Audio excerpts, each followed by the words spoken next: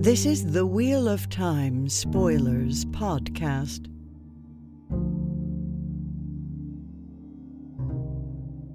Well, do you want to dig into the prologue of Crossroads of Twilight and finish it up? Yeah, part 4 of the prologue. We're doing... Oh, that's right. We did split the last one into 2. Yeah. We're doing Galina and Egwene today, and then we will be done with the prologue.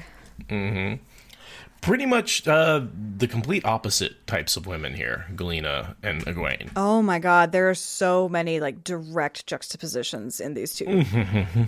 Just like the whole being captive and being, what do you do when you're in captivity and how do you behave? The way Galina thrashes, the way Egwene is very calm. I mean, the parallels are very interesting. The way they both look at being beaten repeatedly and how they approach facing that down. I mean, same with Alviarin, right? Alviarin is like, oh my god, I'm getting hit all the time. Wah, wah, wah. Galina, same thing. Egwene's like, all right, if that's the price I gotta pay, I guess let's do it.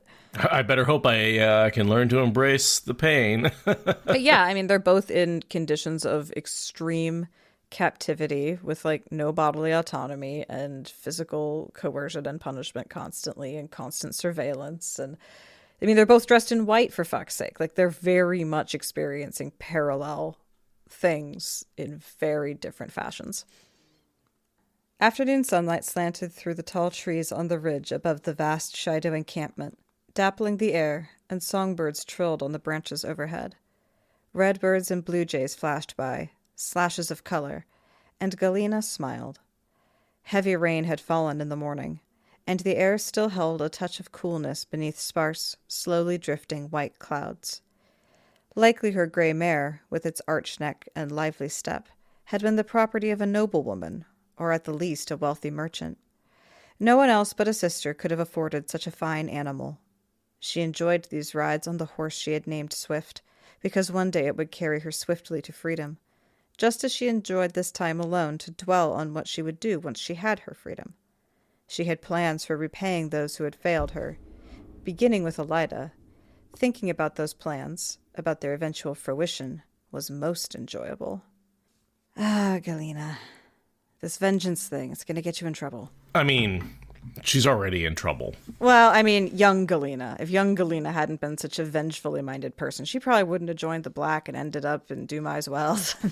All this. It's this vengeful streak, I think, is her ultimate flaw. She's kind of cruel with everybody. Everybody. Over everything. Yeah. She asks Berylane to hit her, and then it works so well that she wants to kill her. You know? It's just you asked for that, quite literally. You don't get to want to be vengeful about that. But, that's who she is. She doesn't like not having power, right? I mean, this is a person who has been pretty much in her own mind the ultimate power, right? She doesn't really answer to anybody. She's been the head of the Red and on the Supreme Council of the Black for, most of her career. So, yeah, there's 3 people she has to answer to. And now she's...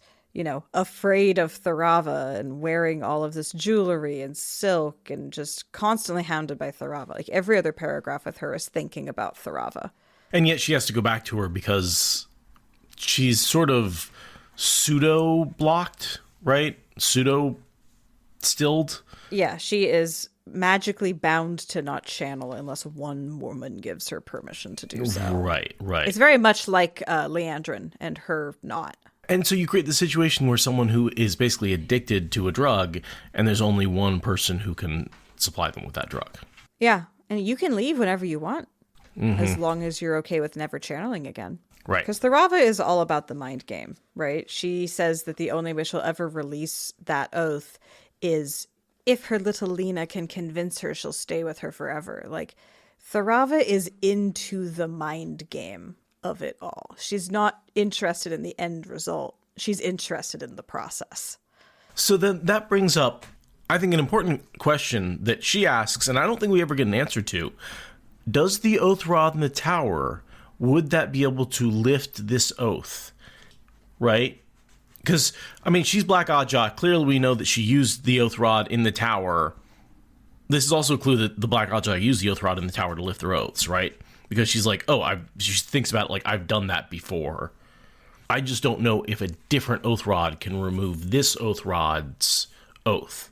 Yeah, it's a question that gets posed and completely never answered, as far as I know. There's nothing to indicate one way or the other, because there's never an indication that the Black Aja has a different oath rod. It seems that they're using the oath rod. So yeah, it's like, who knows? And this duplicate one, remember, it was like found by Samael in a stasis box and given to the Shido. So this one's just like new on the scene, basically. And this one has, whether you want to call it Roman numeral 3 or 111 inscribed on it, right? Because the other one had the number 3 on it. Yeah, I feel like he really doesn't want us to know. Robert Jordan really wants us to be confused. Oh, that one, the 3 vertical lines and being like, is that a Roman numeral? Is that 1, 2, 3? Is that 111? You'll never know. I'm like, oh, fuck you, I Robert know, Jordan. right? God damn it. Like, that's one of those things where I'm like, you were just fucking with us on that one. Because you could have put, if you wanted it to be a number, you could have put a number. If it was a series of lines, you could put 1 line on one, 3 lines on the other one.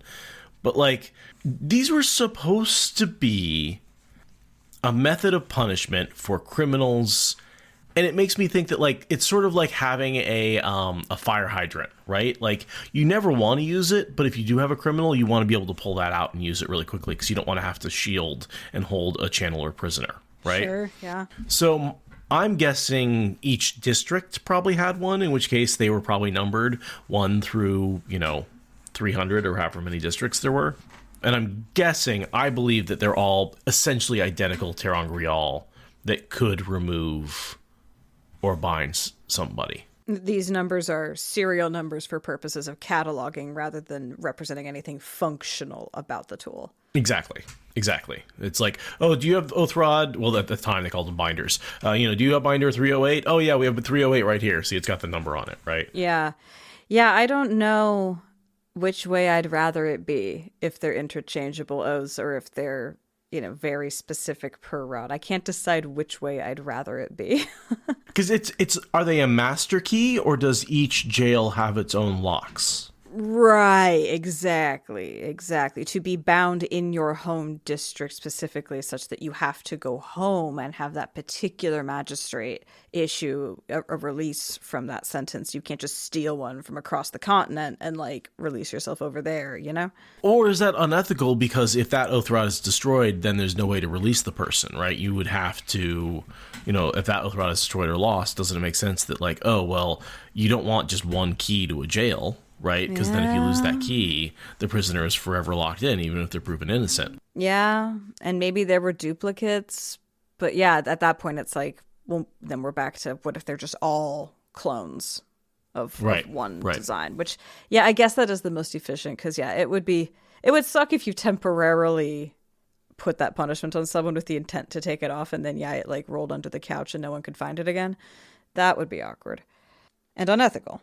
And by the way, how thick is an oath rod? Because they say wrist thick, and your wrists and my wrists are vastly different thicknesses. Yeah. So what are we measuring this on? Yeah, I was thinking that because, like, literally, like, that one time we hung out together, you, me, and Never were all comparing our hand and wrist sizes, because Never and I are virtually the same size, and then you're just, like, gargantuan, man, like, bumbling through. I'm just thick. I'm not that tall. You're just large. Just every dimension is bigger. Like, every finger is bigger, and the bones are bigger, and the wrist itself is bigger. It's all bigger. So yeah, when they say wrist thick, I'm assuming it's a woman's wrist, because it's almost always women describing it. So they are presumably talking about what they know. But also, my hands and wrists have not grown significantly since literally middle school. So I'm assuming most of these women are still physically larger than I am. So presumably their average wrist size is bigger than mine. So, like, bigger than my wrist, I guess. And that just seems like less of a rod and more of, like, a pestle. Like in a mortar and pestle. Yeah. Like, wrist thick is thick. Like, that is a big piece of stone. Yeah. We're not talking thumb thick. We're not talking, I don't know. Like the trellis that my grapes are on or something. Like fence pole, kind of, like for chain link fence or something. Oh, Pants in Chat is saying, like, and Lilligin saying toilet roll inside thick. So, that is basically what I've been imagining too. But like, the bigger it gets, the more like obscenely weird all the visuals that he describes in the book are. You know, I do appreciate when fantasy authors are like, yeah, this thing is 3 arches. I don't know what an arch is, but, you know, it's about an inch. You know, and you're like, oh, okay. So you're just coming up with a fantasy name for a unit of measure we're all familiar with, right? And a lot of times in sci-fi, they get away with just using meters and SI units, because duh. But in fantasy, they tend to use just alternate names for English units. But Jordan didn't do that. He just randomly changed the length of a week for some reason. And a mile. Honestly, I think those are both retcons, because he screwed up at some point, and it's just like, well, a week, so 10 days now. Deal with it. Legends fade to myth. Standards also fade to myth, apparently. Yeah, I think it is 40 days is a month. Pants. And so I can get my hand all the way around my own wrist, but it's because I have tiny wrists. Galina's out riding in the forest, trying to get away from basically her thoughts about Thrava and the Aiel, and she just wants to be by herself. And out pops Gaul. And she, being the wetlander that she is, can't tell him a Shido apart from, you know, a hole in the ground, right? She has no idea that he's not part of the Shido group. Right, he's an Aiel. And so there's this whole kidnapping scene that happens. She doesn't realize she's being taken through a gate. She doesn't realize that there's an Ashaman there. She doesn't realize that Gaul isn't one of the, you know, she's just, Galina can't see the forest through the trees. Like, she's just wrong about everything until it's all laid out for her in detail in front of Perrin. Yeah, it's fun though, because again, it's seeing very familiar things through unfamiliar eyes. Yes. So you just get to sit back and kind of laugh at how stupid she is, because it's like, that's Gaul, that's our boy Gaul, it's Phaedra Neal, like da-da-da-da-da. Like, it's fun because you don't like her, so it's kind of fun to sit back and be like, you're a ding-dong. Right, exactly. and I think that's one of the ways Robert Jordan is adapted to doing a lot of recapping in his prologues, is to be like, okay, I'm going to show you something you've seen before, but from a different perspective. And they're going to be wrong about some stuff, and you're going to feel smug, but it will be enough to remind you, like, hey, this is what's going on with Perrin. Mm-hmm. Yeah. And it's also fun to see things differently, because he gets to emphasize that everyone's an unreliable narrator. Yeah. Yeah. Right, because Perrin never describes himself as physically dominating the room, as having all eyes on him, as being able to shut up one of his subordinates with a raised hand. He never thinks of himself that way, ever. You know, he just does his thing. But for Galina to look at him doing that, you're like, oh, that's part of the unreliability of Perrin's narration, is like, he never would tell you that everyone in the tent is naturally keyed on him. He would never mention that, but it's really important to understand his Taviran leadership stuff. But he's actually the biggest person in the room, in almost every room he walks into, by a lot, and the center of attention. And the wolf's eyes are intimidating and scary, and he has resting bitch face. So it's like, dude, like, you might think you're just like barely scraping by and don't know what you're doing, but you look like a big, intimidating dude who knows exactly what you're doing. Plus, you have a goal and a drive, so of course you're not uncertain. You don't know, oh, I don't know what I'm doing. He's like, no, this is what we're doing. We're going to go rescue Fael. You know, Galina walks in there being like, listen, they're going to kill you. Anyway, whatever. Listen, where are they staying? I need these questions answered. And everyone, he sees him basically ignoring an Aes Sedai's fears for his own goals. And they're like, wow, this dude has a plan. Yeah, and he would never describe himself that way. So it takes someone who is in a completely different space, being unreliable about completely different things, to give us that. And then it also allows Jordan to be like, well, if you missed something that I didn't make plain in the text, that's just on you being in the wrong POV. Because if you'd been in a different POV, it would have been obvious. Do you want to go into all the things she gets wrong and like... Yeah, she's really weirded out by how uneasy they are at knowing she's an Aes Sedai, and yet still handling her. And that's, of course, because Niald is an Ashaban and had a shield ready to go. And then when they arrive and talk to Perrin, he's like, oh yeah, I didn't have anything to do. And that's when she realizes, like, he's an Ashaman and, like, basically shits a brick. She's basically shitting bricks the entire rest of the interaction after she learns that, because she's a red and has just all of the red biases and like phobias, basically, about men who can channel. Well, and she starts off terrified that she's not going to make it back to Tharava in time, right? That these people are going to kidnap her.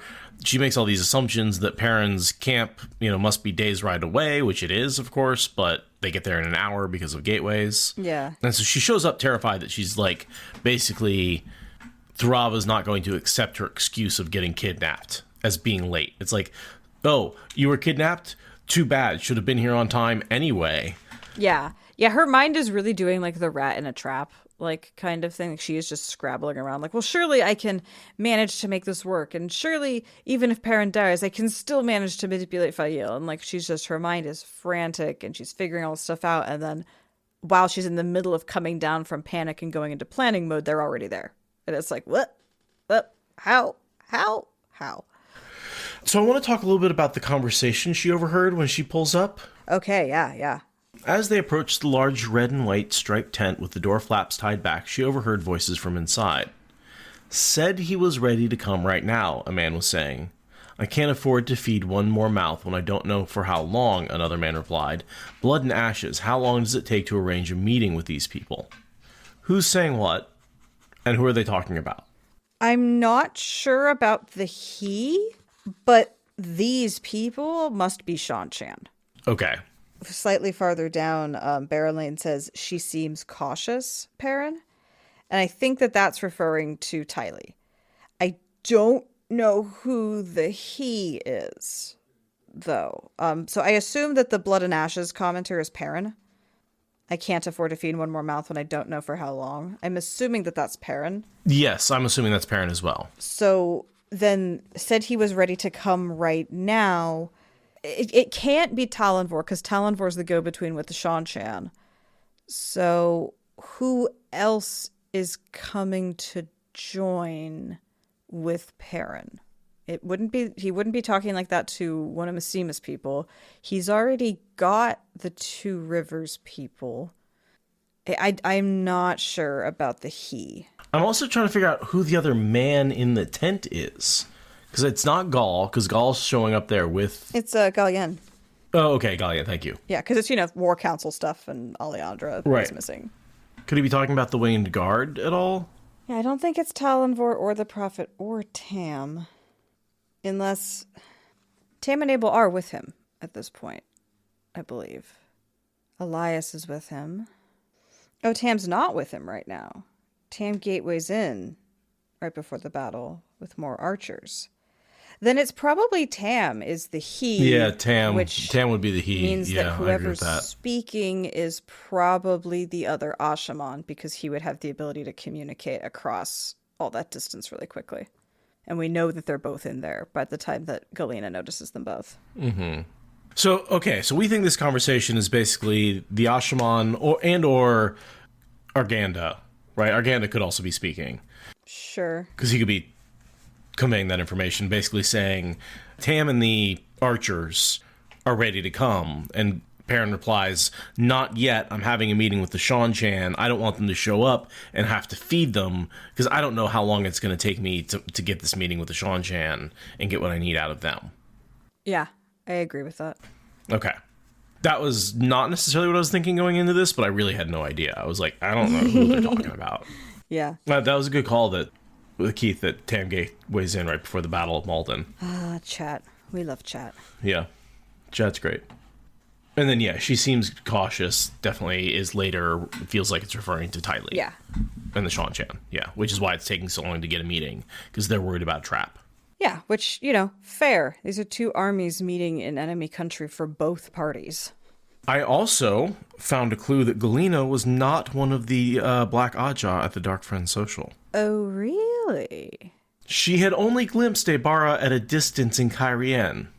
Yet she was sure that this, right? So if she's only ever seen him at a distance, she didn't see him projected at the Dark Friend Social. And she would have identified him easily from there, as opposed to just seeing him from a distance. So we can actually scratch Galina off the Dark Friend Social list of potential candidates. Yeah, I like that. That makes sense. Because, it makes sense that you would assume that high-ranking people would go to that meeting, but also certain high-ranking people might have enough on their plate already, and you're actually going to want to assign maybe people slightly less responsible for other things to do stuff. Like, she was too busy being the head of the Red and on the Supreme Council to be sent off on a goose chase, so different Aes Sedai were summoned. Because there weren't that many Aes Sedai there. It was not a big population of Aes Sedai. It was like 2, I think. No. And I think the head of the Black Aja, right, Alviarin, makes more sense. And, you know, I like headcanoning Baron as the second one. Right, yeah, exactly. Baron knows. Yeah. Exactly. Yeah. But Leandrin is also a candidate, I think. Sure. But yeah, Galina, I think, is solidly not a candidate. I think you're right.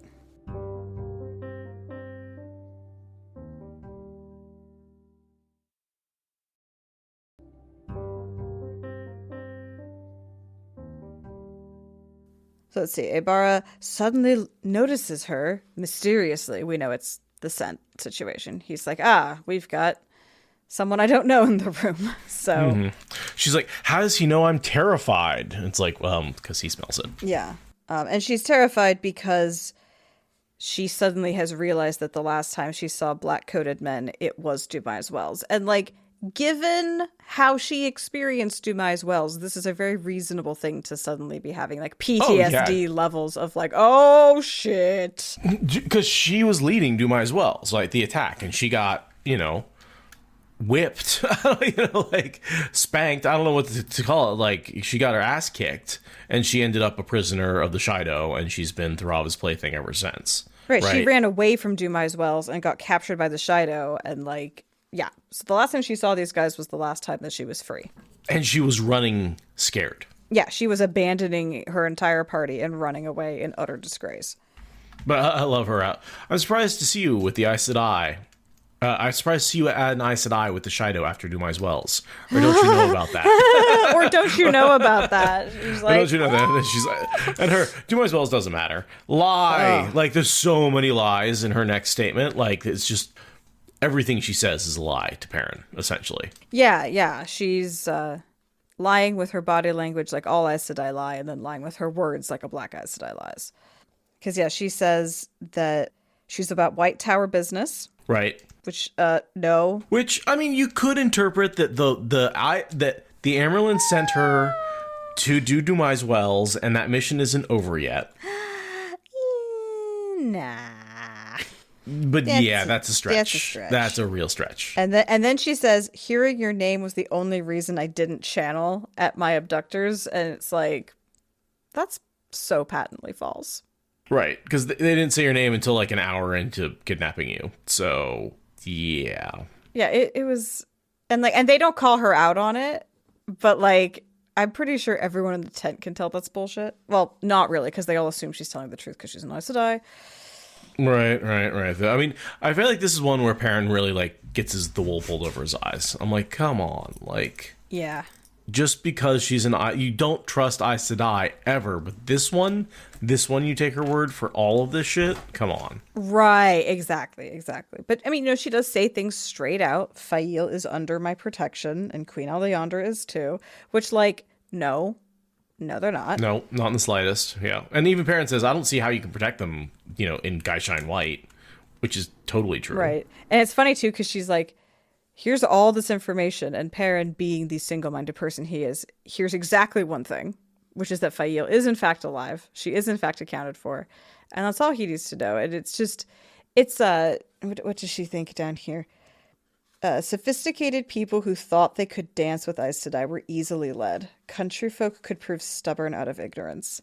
This is the challenge of fighting someone who doesn't know swordcraft and is desperately just swinging with everything they've got. They're unpredictable, right? Like, Perrin is so young and so in love and so unsophisticated and such a wolf that, like, he's dancing circles around her without even trying. And it's hilarious. So they look at maps. Yep. And by the way, the Aes Sedai is Jur Grady in there, in case I don't think we said his name earlier. Ashaman, yeah. Yeah, the Ashaman. Yeah, Phaedra Niald is the one who brought her through the gateway, and then Jur Grady was already in the tent. Presumably was the one talking about Tam, because the gateways. And so then, yeah, Berylane says, there's other eyes to die here. Do you want to talk to them? And Galina very uncasually pulls up her hood. Like, no. Like with feigned casualness. And I'm just like, everyone can tell that that is not casual. Everyone knows that that was not a casual move you just made. She does, though, the you may call me Elise. And, like, okay, this is one thing I don't like, because later when they're like, when Fael's like, she's a dark friend, and they're like looking at her lies, like, oh, she lied about her name. And it's like, no, she just said, call me Elise. She never said her name was Elise. I don't think they got mad at her for lying about her name. I thought that was one of the things that Fael was like, she's Black Ajah. She lied about her name. And Perrin's like, oh, she told me her name was Elise. I don't recall that interaction specifically enough. Yeah, it's just what annoys me about it is that she basically rips off Moraine's alias. Right. I'm like, have some originality. Like, you may call me Alice, you may call me Elise. Come on. It's just, a Alice in Wonderland reference. Yeah, sure. All right. Well, why not you may call me Carol then? So yeah, we get some names: Salad, Masuri Sakawa, Sayona Trigon, Anura Larson. All right, so I have to read this quote. This is from chapter 30, when Perrin and Fael are united. Elise didn't tell you he'd always been slow to anger until Fael had been taken.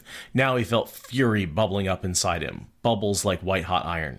She said she was taking you with her when she left, but she promised to tell you to go to the fortress when you saw fog on the ridges and heard wolves howl by daylight.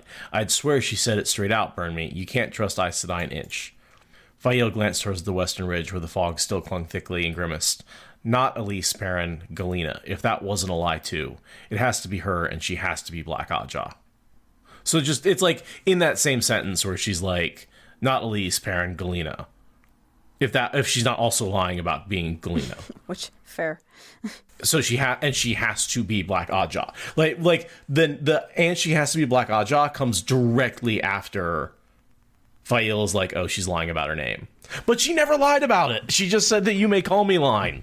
Yeah, well, Fael didn't hear that. Perrin just named her that, and... Right. And in fairness, Perrin didn't even hear her say, call me Elise, right? Yeah. She just said that to somebody else who then introduced her as Elise. So it's fair, but... Yeah, well, and I always interpreted it as, like, she said she would do a thing, and Fael's like, well, she didn't, so she must be a liar. That was how I always interpreted it, but you might be right about the text.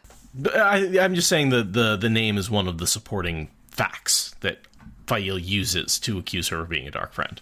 Well, she is a dark friend, so I don't really care. No, it doesn't. No, exactly. So she says that an army will make no difference with taking the Shido, to which I say LOL, because what if, like, 3 different armies? That'll make a difference. Mm-hmm. But also it's funny because she says an army won't make a difference, and he literally is in the process of acquiring an army in the form of the Shan-Chan.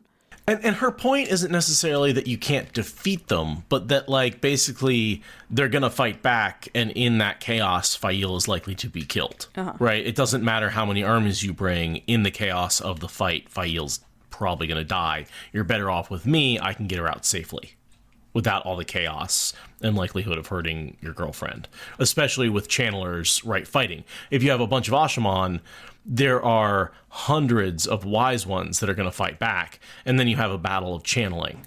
Of course, Perrin has a plan to stop that, but she doesn't know that. Right.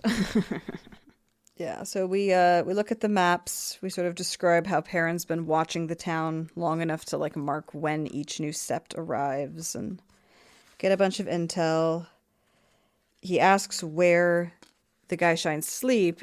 Galina lies and then says in her head, with that lie vanished the last chance that she could leave Fael and the others alive. She had never intended to increase the risk of her escape by aiding them, but she could not hazard the possibility that they might actually escape and uncover her lie. Because that's the first lie that she really can't. Everything else is like, oh, I intended to do something, or I was going to do something, but I couldn't do it, right? She could excuse away a lot of that. She said, oh, my name is Elise. She can excuse that. Oh, I'm on White Tower business. You can excuse that. This is the first thing where there's like, it's a direct lie about a very factual thing that has already happened. Right. And so then they sort of haggle over the timeline. She says, like, give me a week or two. Perrin says, I will give you a few days, maybe a week, depending on my mysterious allies. Basically the Shido, yeah. Yeah, the Shan-Chan. The Shan-Chan, Yeah. Sorry, yes. Yeah, so they haggle over that. I'm surprised that either of them feels like anything can happen soon, but, you know, we need to wrap this series up, so Robert Jordan was like, here you go. Do we actually have a day count between now and when he does attack? Probably somewhere. I don't. Yeah, okay. I haven't gone back and looked at that to see exactly how many days it is between now and then. Because I'm sure we get the knot count, right? Like, we always know how many days she's been kidnapped from the knot count, so I'm sure we can verify that, but I don't have it in front of me. So yeah, they finish up their haggling about the timeline, and then she asks for some strategic bruising on her face. Gets punched out by Barrelane, which is very satisfying. Yes. Barrelane just, it's like, oh, woman won't be able to hit me. Whoa! Okay, I blacked out there for a second. Right, because Barrelane is like trained in hand-to-hand combat for her own safety, so she can absolutely throw a punch. I love, too, how she, like, hits her, and it's then like, oh, was that too hard? Like, I might have overdone it a little bit. I love Barrelane. He's like, no, that was fine. Although, not that it does her any good. I don't really understand why she bothers. She thought that it would make her tale to Thurava of being kidnapped more believable if she'd been hurt. But instead, Thurava is furious that her face has been damaged, because apparently that's part of the mind game of dominating an Aes Sedai, is having her face be perfect. So she gets doubly punished for getting injured, because Thurava's the worst, and maybe also slightly sees through the subterfuge and is like, no, you got hit on purpose to try to trick me, so I'm going to make it worse. I don't know how deep Thurava sees into Galina's bullshit, but yeah, it was a weak excuse to try to get out of being punished, and I'm fine with the fact that it didn't work. Again, Keith, bringing up good points. Why didn't Galina drink any of the fork root and be like all woozy and shit on the morning of the attack? Because even though she's shielded, she should still suffer from the effects of the fork root. I'm assuming she was just too wound up to drink water, because she probably would have gotten up really early, like right around when the fork root was going into the aqueduct, and probably didn't consume anything. And in that spirit, though, why did Megden not get knocked out? Maybe same thing. Maybe just the waking up super early and getting up early and all of that. They were trapped in the hut all day, right? So they got up to sort of do the escape early. And then the battle only happened later, after they'd been trapped under the rubble for however long. Right, yeah. So I think, yeah, it's just that everyone got a move on before the tea had really happened. And, like, yeah, they were trapped under the rubble probably as the first, like, actual cups of tea were being distributed, or cups of morning beverage that happened to have fork root in them were getting consumed by the wise ones. So I think just a matter of timing. But it would have really sucked for them if Megden had, like, you know, chugged a bunch of water before going on their mission and then passed out.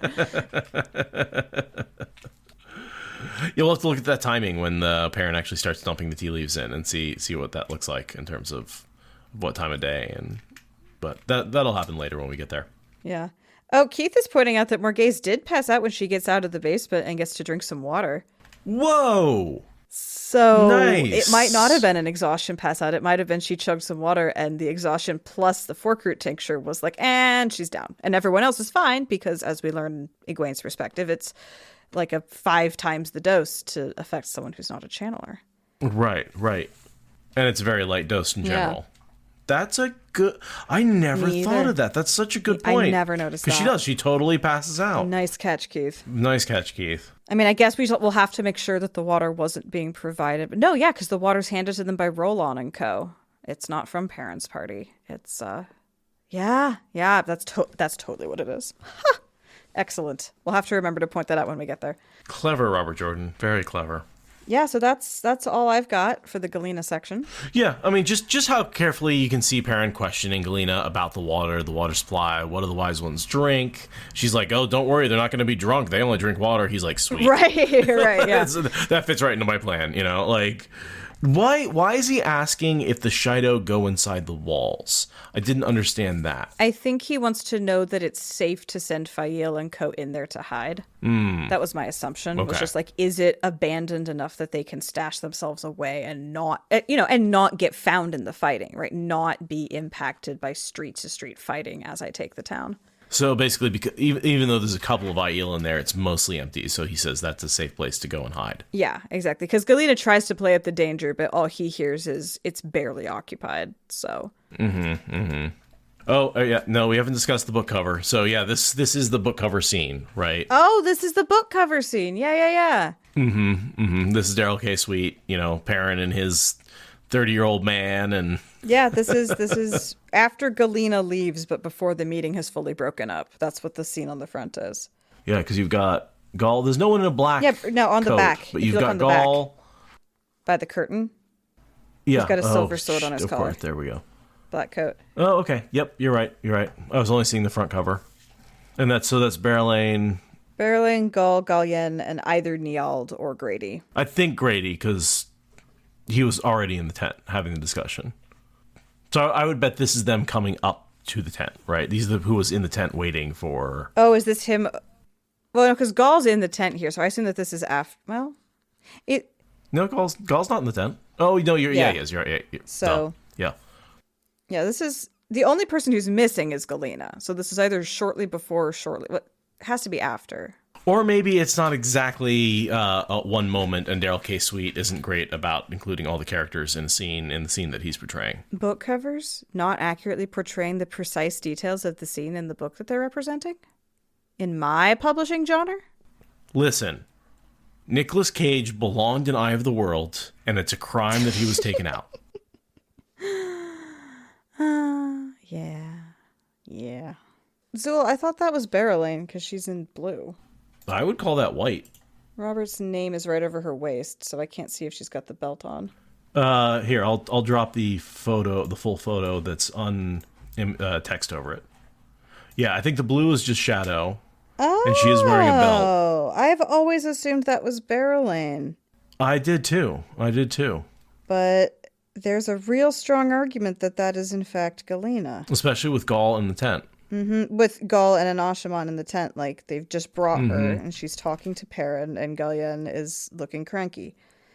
All right, it's Galina. Today I learned. Yeah, and honestly, Gaul makes Perrin look like a child. Well, I mean, he is a towering Aielman. Still, but with foreshortening, like Yeah. Perrin is supposed to be pretty big, and he's also significantly closer to us.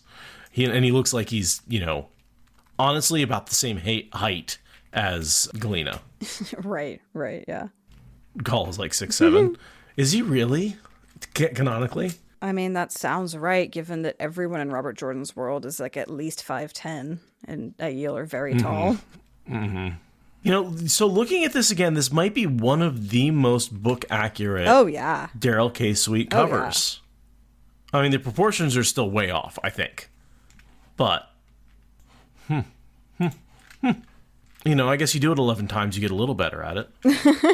He was trying to get a feel for the characters at that point. He'd actually read some of the books just on his own time, He'd read some of the synopses of the books that the publisher had sent to him after all these years. Right. But yeah, so what, are we sure, do we know what, Guy Shine would be in white with the, yeah. Gosh, what color is Galina's hair? Dark. And what color is Barrelane's hair? Dark. I'm pretty sure they both just are described as having dark hair. Galina has long black hair. Long black hair to her shoulders is Barrelane. Yeah, if anything, the length of the hair would be an argument for Galina. Well, there it is then. Gaul is 6'7". Jesus Christ. It's too tall. Yeah. Gonna have heart problems. And how tall is Perrin supposed to be? I thought he was also in the 6 foot range though, right? Like I thought he was like 6'1", 6'2". I don't know, they're all tall. I'm one of the short people, so I don't have to consider these things. Again, and once you're over 6 feet, you're just tall to me, right? Like the 5'10" to 5 to 6 foot people, I'm like, okay, I see you're taller than me, but you're not tall. Once you're over 6 foot, you exist in that category of tall. Perrin is listed as 6'1". He's clearly a 5'3" strawberry blonde 56-year-old. Yeah, Zool, I think Galina's belt does have fire drops on it. Yeah, in the photo, it certainly looks like fire drops to me. They look like a gold belt with little round fire drops in it. So, yeah, I would definitely argue that is Galina, despite all the years that I've thought it's Barrelane. Funny. That is so funny. But Berylane was in the tent the whole time, so I'm like, where is she? Right. Yeah, that's the thing. Is it's like there's not enough. There's a missing person here, and I just didn't think about it that hard. Again, someone's like, because I don't like the art. I don't really look at it that closely. So Fair. That's fair. yeah, only one woman at a time. Let's be honest. We only really want to have one woman at a time in the story, right? Like, do not have them talking to each other about anything other than men, if they are in the same scene together.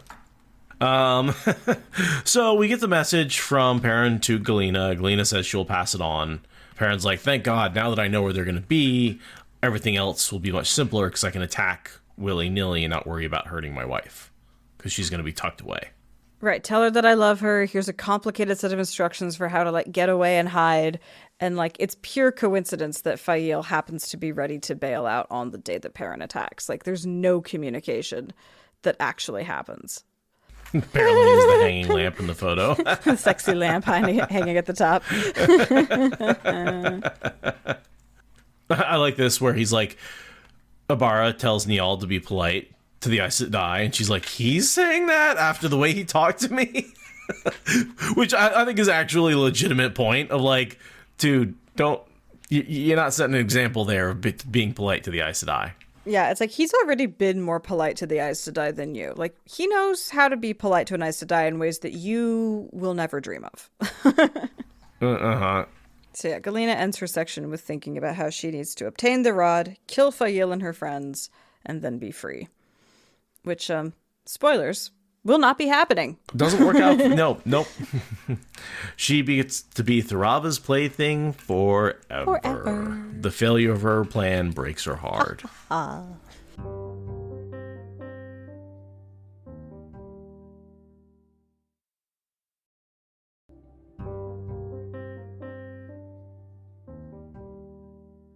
And to Egwene. To Egwene. Egwene, who we last saw getting dumped into the river as she was turning the Quendiar chain. As she was turning the harbor chain to Quendiar, she gets dumped in the river and goes, oh no, I was betrayed. And then the book ended. And now here we are, like 15 minutes later with Egwene. Egwene regained awareness slowly, and muzzy as she was, barely had the presence of mind to keep her eyes closed.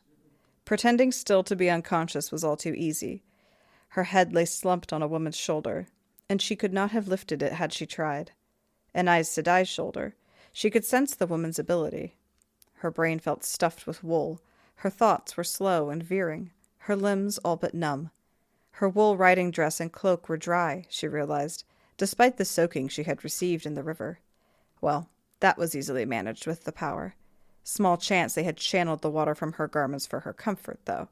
She was seated, wedged in between two sisters, one of whom wore a flowery perfume, each using a hand to keep her more or less upright. They were in a coach by the way they all swayed and the clatter of a trotting team's horseshoes on paving stones. Carefully, she opened her eyes to narrow slits. So, there we are. Wake up, you're in Tarvalon, right? Smell the garbage. Yeah, she gets to see the garbage, feel the animosity, just like this section is a lot of her going, huh, that's weird, huh, that's wrong, huh, that's odd. Yeah. It's a lot of, oh, the tower is broken, all the Aes Sedai, all the different Ajahs are at each other's throats, and the tower is basically empty because you have, it was empty when you had 1,000 Aes Sedai, and now a third of them are just out of the tower. A third of them are with the rebels, and, a bunch of them have been kidnapped by Rand and company or the Black Tower. Or they're hiding in their rooms. Or they're hiding, yeah. And then of the 200-ish, maybe or so, less than 200 or so Aes Sedai who were there, right? Like, yeah, you've got nobody's coming out, nobody's interacting. When they are traveling, they're traveling in large groups of their own Ajah, so the rest of the time the hall is empty. Yeah, and it's really enlightening for her, right? Because she's been thinking of the two sides of the schism as being more or less equal in terms of their purpose, their unity, their commitment to the cause.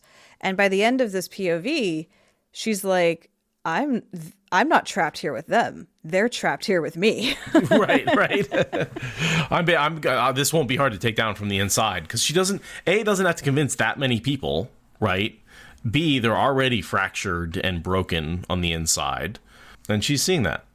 I wanted to go through all these names and talk about them, but honestly, most of them are only mentioned in Knife of Dreams and in New Spring, and they don't do a lot in either position. New Springies. Yeah, these are a bunch of New Spring Aes Sedai that are mentioned only here, and again, only mentioned in New Spring, right? They're just either other novices who get punished or are hanging out at the time, or Aes Sedai who aren't really doing a lot.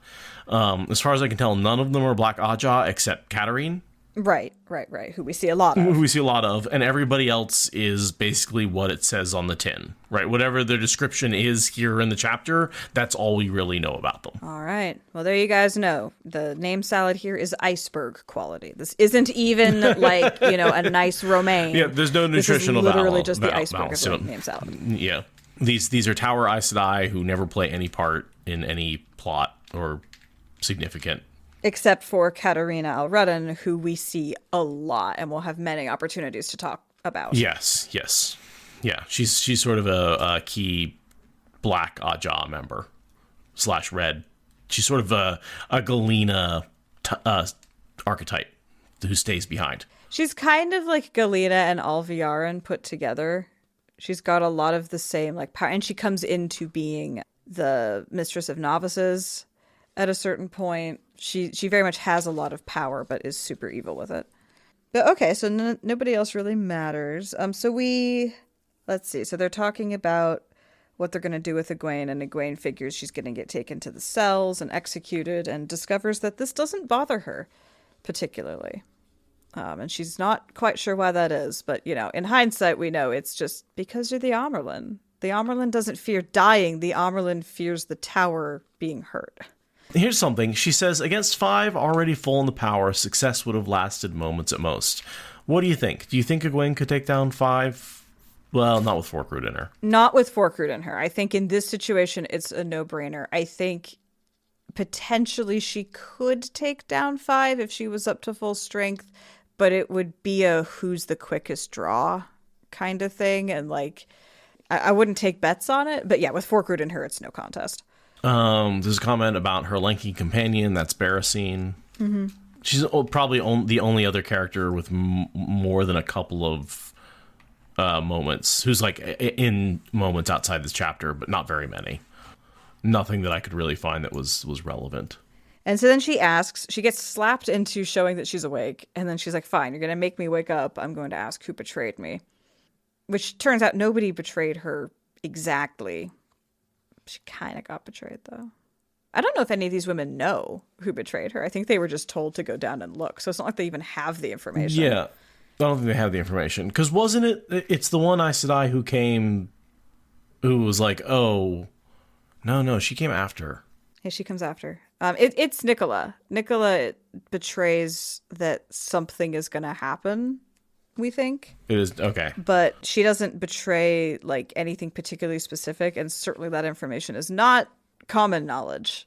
So yeah, that's actually, I was curious, how does that information get through? That how do they know to position people at that both? Well, Nicola was working on the Quendiar project. Oh, that's right. So when she runs away to the tower, okay. Presumably she spills a bunch of different beans of information she thinks will be relevant. And probably they figure out the Quendiar chain thing and have a watch on it and stuff like that. I mean, they all seem very surprised at the actual result of what happened, but they were also on guard for something. So, and again, it might be that Elida figured out the Quendiar was an option, but didn't necessarily tell all the Aes Sedai. She was just just keep an eye out in general. But yeah, I could totally imagine that Nicola was just everything she knew about the camp, she was spilling it out. And they were like, sounds like we should be ready for fuckery. Right. And Nicola being like, so now that I've told you all these things, you're going to teach me faster. And then being like, no, we're still Aes Sedai.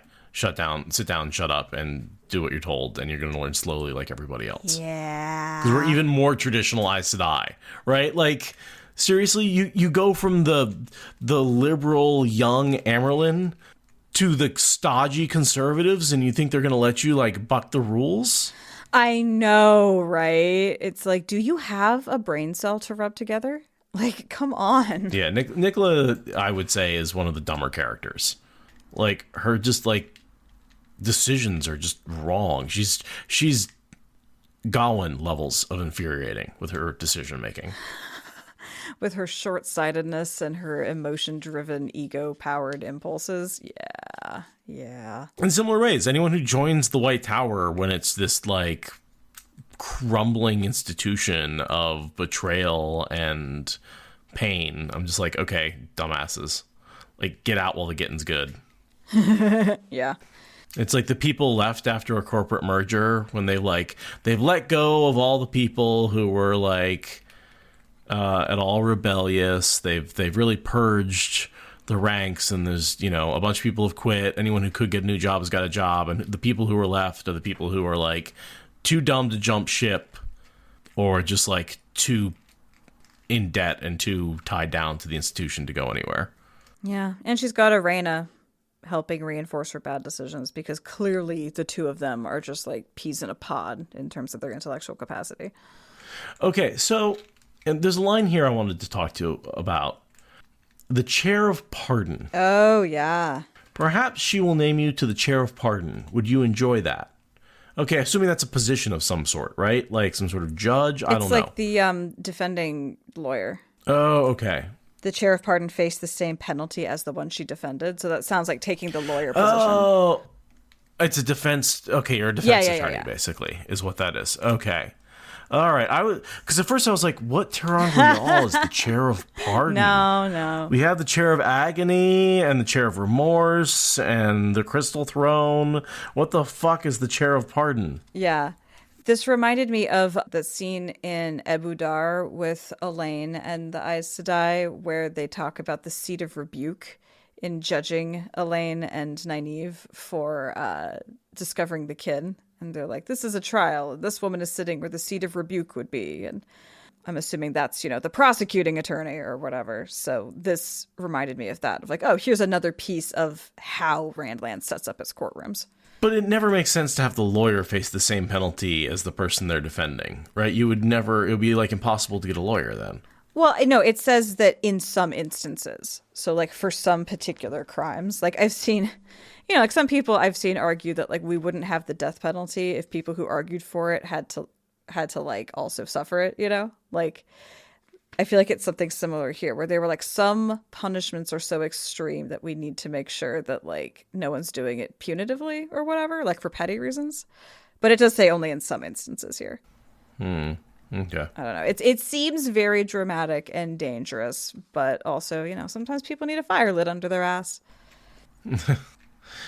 Oh, good. Because I read that and was like, my brain did not make the conclusion that a chair of pardon was a lawyer, basically. Yeah, I was like, I was trying to make it a Terran Real. That's hilarious. I mean, I'm sure some lawyers think of themselves as Terran Real, but they're terrible. Yeah. Yeah. So she's asked, you know, hey, what did you do to the chain? She's like, well, it's Quendiar. Didn't you notice? It's not, you know, breakable or movable. Ha. Basically. A very flat-faced fuck you. Yeah. Yeah, and I love Egwene's like, you can try and sell it if anyone can afford Quendiar that is that big. And it's just like, I suppose you could sell it. Right. Like, how big of a flex is that? Of like, I created a Quendiar object so big you can't even sell it. It's not even that valuable anymore. I know, right? She's like, I guess you can dismantle some of your basic infrastructure in order to deal with this mess I made you. Ha ha. But then again, part of me wonders, like, okay, what sort of industrial use could we do with a piece of Quendiar that big, right? In that shape. I mean, you could probably use it as like the scaffolding for a bridge. Oh yeah, just flip it upside down. And just, you know, like you could build a structure on top of it of like, you know, wood and rope and stuff to like make it easier to like take a wagon across. But like if it's unbreakable, you could span a distance with like no footings on either side. That's a good point. Yeah. It's basically what it is over the river now. It's just that they don't want it there. So you have to just barge it somewhere else. And then, yeah, it seems like a pretty big inconvenience. And I always wondered at the choice to cripple the tower so thoroughly. Even after the siege, this is going to be a problem, but desperate times, I guess. Yeah, but I mean, she talks about the fact that they can, if you dig it out of the ground, right? You can loosen it from the anchors. It's just going to be a huge pain in the ass. All right, the tower's going to be unable to defend itself in that way for like years while they go through that project. I was thinking months, Oh, maybe. but Depends on how many Aes Sedai they can get to figure out how to work Earth. Exactly. They'll just get Egwene to take it back out again. Sure, that might have been her plan. It's like, well, I can undo the footings. It's fine. I mean, but it was also war. Like, they're desperate, right? They couldn't get ships to sink, which they would have done, you know? And, like, how hard is it to get ships out? Like, I guess it's all about, like, it's not that hard to dredge the canal if you're not going to get attacked while you're dredging the canal. It's not that hard to get the chains of Quendiar out if you're not going to get attacked while you're trying to unmoor them, right? I feel like that's, you blockade the bay, and then but you do have to protect your blockade. You do have to, like, it's not just a physical object that you can leave there and ignore, because if the other team has unfettered access to it, they're not that hard to remove. Egwene wonders why Elaida had chosen women who hate each other to do this task. And it's like, again, she doesn't realize that there's no other option. Everybody. All the women hate each other. No. There is no... These women don't particularly hate each other. This is just normal now. And the only way to avoid that is to have only one Aja do it, but there's just not enough people. Right. Back to there's less than 200 people total to pick from situation. Around 20 to 25 in each Aja. Yeah, that's just not enough to be picking and choosing from one Aja only. And so then there's sort of this discussion about what are we going to do with her, and it's basically, you know, hey, we're going to turn her over to the Mistress of Novices. There's this plan in place to just make her a novice again. Right, they get met at the gate by Nicola, who has the message, take her to the Amaryllis, because they had all expected to take her to a cell. Because they just figured, oh, prisoner, we're going to take her to a cell. But Nicola has already brought a message down from Elaida that, no, Egwene gets special treatment. Well, and because they took her, they didn't go out expecting to capture the rebel Amyrlin. They just were going to capture some people who were working on turning the chains to Quendiar, right? Like, so the fact that they captured her is, they're like, oh, we captured the rebel Amyrlin. She should be executed. She's a rebel. She's the Amyrlin, right? Like, and meanwhile, Elaida has this whole other plan in her head about, you know, breaking her back into a novice because she doesn't want to lose the strength, right? That's all she sees Egwene as, is a strong potential Aes Sedai. Yeah, she like had a dream about Egwene begging for her life and mercifully granting it because we don't want to lose the strength of this girl and all that stuff. So, and then Elaida has this idea of, you know, the fourth oath of obedience, and then she gets to use Egwene's strength as her own. Like, there's very much a Sean Chan way of looking at other people's strength, is like, I don't want to lose it because I can use it. Right, for sure. And when they get the news that she's going to get taken to the Mistress of Novices, they still don't think it's to turn her into a novice. They're like, oh, that woman, she's going to, you know, beat you tonight first.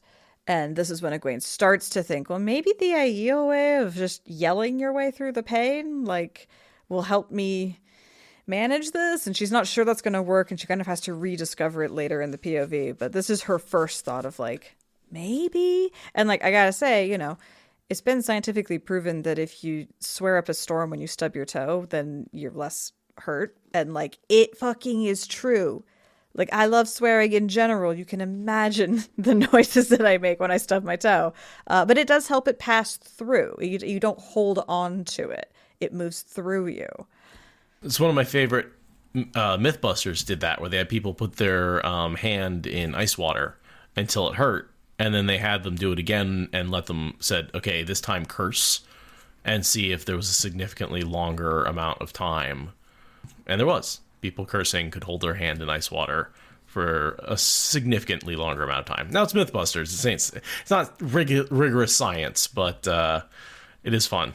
It matches my lived experience well enough that I don't doubt it. Your anecdotal evidence? Yeah, exactly. It's like it's infotainment on TV and anecdotal experience, and they line up perfectly. And like, I've never heard anyone with a strong argument against. Everyone agrees. So, right, and there is, I think, there's actual scientific studies. Yeah, it has been proven with like pain receptors and stuff. So the Aiel have also figured this out, and Egwene decides to give it a spin, and sure enough, it works. It works for her. I think she gets to sort of a transcendent state that's unbelievable by the end. But certainly as a strategy from the Aiel's lived experience, it makes sense. Sure. There's a certain amount of Robert Jordan assuming people can achieve a level of meditation and mindfulness that, like, I don't see as possible, right? Between the oneness when you embrace the one power, to ignoring heat and cold, to ignoring pain, right? There's just a level of like separating your body from your mind that his characters seem to be able to achieve fairly easily without living the life of a Buddhist monk. You know, like yeah, like I do believe some people can, but yeah, the way that he has every character can just learn it pretty easily is like, I don't. That doesn't line up with my lived experience in the world, like at all. No. Let me tell you, the oneness has not helped me when I stub my toe. It's No. cursing has. The oneness not so the much. oneness has helped me sit through getting tattooed.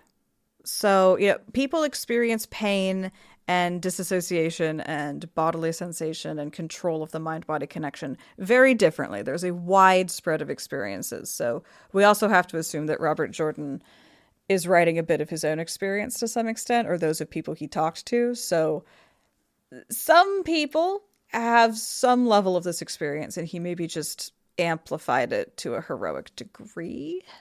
And some people have no perception of their own bodies and don't know when they're hungry or tired or in pain or sleepy. His interoception is a problem. And then also, like Legion's pointing out, like people with chronic pain have a very different relationship to both chronic and acute pain. I mean, Rand certainly displays that for us in the world. Chronic pain and the acute pains they affect him differently. So my favorite genre of short video lately has been the pregnancy simulator. Not the pregnancy, sorry, the period simulator. Oh, yeah. Where they take a girl and her boyfriend and they hook them up to this basically electrodes that stimulate period cramps. And they just ramp it up. And watching the boyfriends crumple while the girls are like, yeah, that's what it feels like. Yeah, I have to go to work now. Yeah. Like, it's just been really, really funny to, I mean...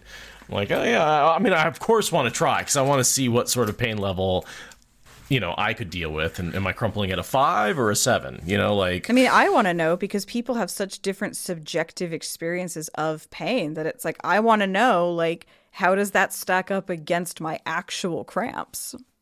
Exactly. Yeah. And how does it stack up against, you know, me when I drink a bunch of milk and I'm lactose intolerant and I get, you know, stomach cramps, right? Right, like, right. How like I actually legitimately want to know, like, what's that level of pain compared to, you know, a period cramp or something like that. Yeah, totally. Because it's like, it's pain in your lower abdomen. How different and how similar can it be? Right. You know, and the one thing they do say in those situations is like, okay, that's the right amount of period cramps. Now add diarrhea and, you know, a host of other symptoms. Right, yeah. If you're in that much pain, other things are also happening. Yes. God, my last period, yes. I was hot and cold at the same time. It was literally too hot and too cold at the same time. I do not know how that is possible. But it was true for like an hour, and I was so miserable. I've only ever had that when I've had the flu. Yeah. When you're sweating, but your sweat is making you shiver. Yeah, it was something like that. Like the outside of my body was extremely cold from sweat, but the inside was still a raging inferno that was like trying to push out. And I'm just like, oh my God, equalize. What is happening? But I do think it's not uncommon in fantasy to really have pain be a test for your characters. So many of these fantasies have some form of, I mean, you see, we both Rand and Egwene, right? Some form of torture, some form of imprisonment, some form of proving that you're able to withstand pain and come out the other side. Often a more powerful person, which is not how I think of pain working in the real world. Right? Pain is crippling. Pain is, you know, pain often comes, especially chronic pain, comes with debilitation. Yeah. Recovery is an incredibly long and complicated process from either acute or chronic injuries. And yeah, I think there's a lot of like myth making about what makes a moral character, what makes a good person. And we have a lot of like subconscious myth making about being physically strong and physically resilient and able to withstand pain. And we don't get enough characters that make us question that.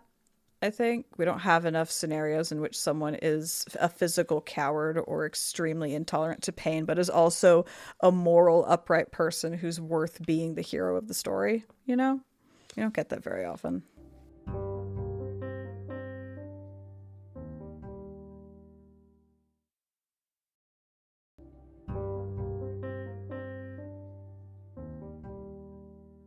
So Nicola apologizes to Egwene, which is the beginning of Egwene being mother in the tower. Yeah, thought of as, I think Nicola is actually really good for her because that's one of the reasons the novices think of her as Amarylline Seat. Like that sort of, she's starting the seed that makes the novices think of her as Amarylline from the very beginning. Yeah, she basically is attempting to make up for the fact that she betrayed Egwene by helping be the seed of her rebellion. Right. Oh, Nicola, you are foolish and then you die because you're foolish. Precisely. So I can't feel that sorry for you. Right, yeah. The only reason she died is because she didn't listen to Egwene, much like Gawain.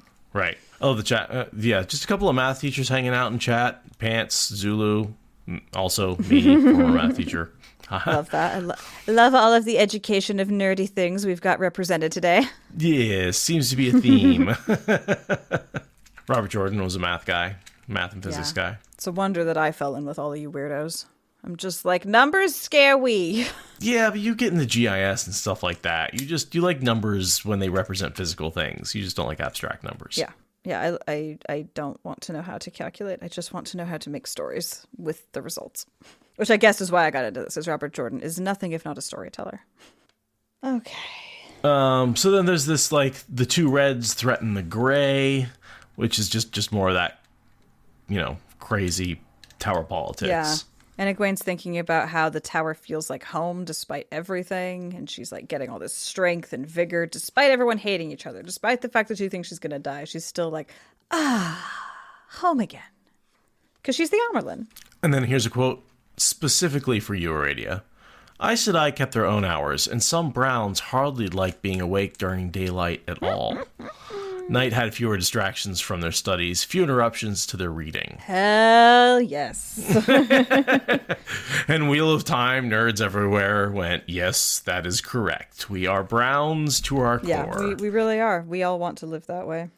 But yeah, this is an even emptier, more silent tower than usual. Yeah, we see another Aes Sedai who apparently knows Egwene, but that doesn't seem super relevant ever.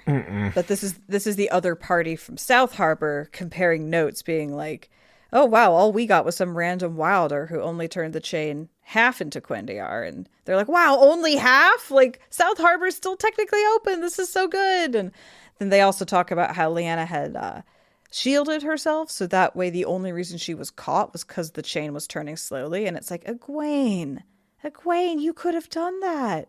You could have gotten away scot-free. She like inverted her weaves, exactly. Right? Is what she did. Yeah.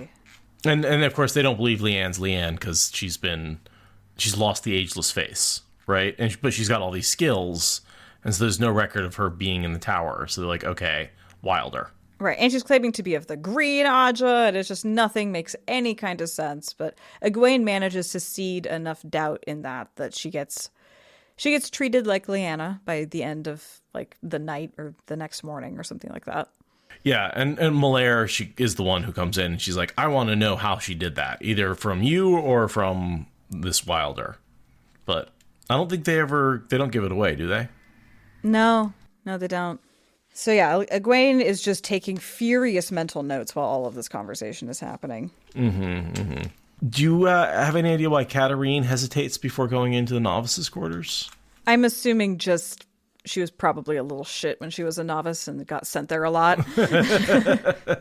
That's the best I could come up with too. Yeah, it was basically like, I don't think she has anything personally against the current mistress. Yeah, I think it's about the room and the door, less about the woman specifically. And I like the idea that the mistress of the novices doesn't change with the person who holds the office. That unlike the Amarylline Seat, where when you go in, you can really tell who's occupying the Amarylline Seat by the personality of the room, the mistress of the novices is something that doesn't really change. That is something that, like, obviously the person changes and there can be more or less strict, right? Sylviana talks about that. But the objects in the office have not changed in hundreds and hundreds of years. Yeah, I like that. There's this sense of institutional inevitability that comes with the discipline that, like, you wouldn't want that in the leadership, but you do want it in the standards of education and discipline. Yeah, keep your standard. Yeah, you have a good standard of education, keep with it, right? I like that there's less change. It sucks for the Mistress of Novices that she doesn't get to put like her own stamp on it as much, but yeah, it seems like you don't want people with erratic disciplinary experiences across the centuries. You want people to really be going through the same gauntlets. Or you could argue it's the Black Aja causing the educational standards to calcify, allowing them to prey upon vulnerable novices a little more easily. There are some systemic problems that will be difficult to change with this level of entrenched rigidity. That is a good point. They're producing a very specific kind of Aes Sedai, right? And we complain all the time about how ineffective and awful they are. And how they're not willing to experiment. They're not prone to new ideas. They're not particularly powerful.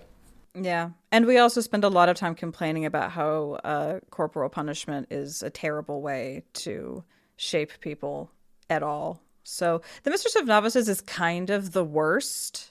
You know what? I'm going to beat you until you change your opinion about corporal punishment. Exactly. So the Mistress of Novices is actually more a tool of subjugation and oppression than anything else. But she doesn't have to be.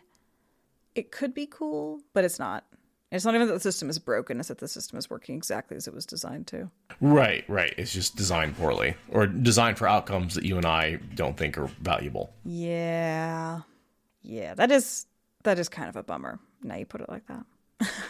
I like that the Egwene's had to try and maintain her dignity the whole time with a gag of air. And she's been like, it's hard when you're drooling and your mouth is wedged open and it doesn't look like there's anything in it to really look dignified.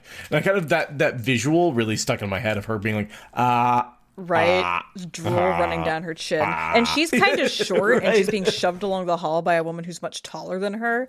So it's just, the awkwardness is very awkward. And she's just like, I'm the armor, then I have dignity. I like at the dentist. So, how are you doing? Very much, yeah. So, yeah, then we get to meet Sylviana, who is the second cool red in the story, right? We've got Pavara, and Pavara's cool. I know that other people like her. I don't like Sylviana at all. I don't really like that Egwene went with a red as her keeper. I understand the rationale behind it. I don't like Sylviana that much. She beats the shit out of Egwene. I don't like that she stalwartly sticks to her task of beating Egwene. But what I do like about her is that she's enough of an independent thinker that she is very much not following through with the polarization of the tower. Like, we really get that driven home here, that she's not wearing her shawl into the hallway, and she's not falling prey to the new petty inter-Aja politics. And that makes her a really refreshing breath of fresh air. Against all the other Aes Sedai. But yeah, the part where Egwene respects her for following through with the instruction to beat her to senseless is like, is that I'm just following orders? Yeah, exactly. And that it's not a good excuse. Like. It's just refreshing to have the one Aes Sedai who doesn't follow the herd be a red. Like, the most clustered and into a little group of all of them. But yeah, I mean, you're right. There's a lot not to like, too. And it doesn't feel like she really aids Egwene that much. She aids Egwene in the political calculus sense, but as a person, she's not super helpful. And her relationship with Gawain is very antagonistic, which does not help with Egwene's Gawain situation. Sylviana very much makes that whole dynamic worse. Yeah, I do think it's a funny moment when she looks at the hairbrush like something's wrong with it. After Egwene's just like gets up off the bench, she's like, "What? Is it soft? Like, what? Did I get the wrong thing?" So I there's funny moments in there, yes, but she's still not my favorite character to get promoted. No, but she has interesting discussions with Egwene too, like about the nature of power and hierarchy. And those are really cool conversations, and someone had to be there to have them with Elaine, or to have them with Egwene. She had to have someone to talk to, and Sylviana represents Egwene being able to become both, like, of both towers. I think maybe if we gotten a little more Sylviana previously, like, how did she become the Mistress of the Novices? Like, let me respect her a little bit outside of Egwene's arc first. Sure. I feel like we're supposed to copy and paste Pavara, and that seems unfair to both Pavara and Sylviana, that we should just be like, oh, she's like Pavara, but different. Is like, well, but is she though? She's a respectable lamp. Nice, Lillian. And also, like, Egwene's keeper seems like a very important role, you know? Well, Egwene has a very strong bond with her. It's a fucked up bond, but it is strong. Well, and she has to pick someone from the tower in order to make the reunification work. And I don't think there's anyone else that she trusts or respects half as much as Sylviana. She has slim pickings. But I think someone from the yellow would have been better, like a healing. Yeah, well, I mean, seriously, the lack of people to pick from is a problem. Nynaeve would never have worked because she's from the wrong camp. It's... I know, I'm kidding. And also, she needed someone who she knew was not Black Aja, and like Varen's book helps, but yeah. I understand why it was Sylviana. I just feel like Sylviana was invented to have someone who could take that role rather than the other way around, right? Like, yeah, if we had any amount of her existing before, she would have landed differently. So she is mentioned in the Fires of Heaven as the Mistress of Novice. Oh, like an offhand comment of like the new Mistress of Novices is Sylviana something. Yeah. But yeah, I mean, really, and then at some point, Elaida orders Alviarin to serve a penance, right? So Alviarin has, like, basically, we get her because she's beaten both Alviarin and Elaida because they've been giving each other penances, right? But, like, other than that... Yeah, we all we really get is the relationship she develops with Egwene while they're in a very strange dynamic. And, yeah, some of us like that more than others. Let's see. We get the plan about her being knocked back to novice. Elaida has stricken your name from the roll of accepted and entered it in the novice book again. I agree with the decision, frankly, though it's never been done before. Again, reasons I don't like Sylviana. Whatever your ability with power, you missed almost everything else you should have learned as a novice. You needn't fear that you'll have to take the test again, though. She was a novice for a while. I don't understand this. Most novices are novices for years. Egwene was not a novice for even a whole year. She's been out of the tower more than she's been in the tower. Like, it makes perfect sense to me that an old school traditionalist would find this an unacceptable fast track through the college system. But she passed the accepted test. Yeah, but because Swan Sanche was playing favorites or whatever. All right.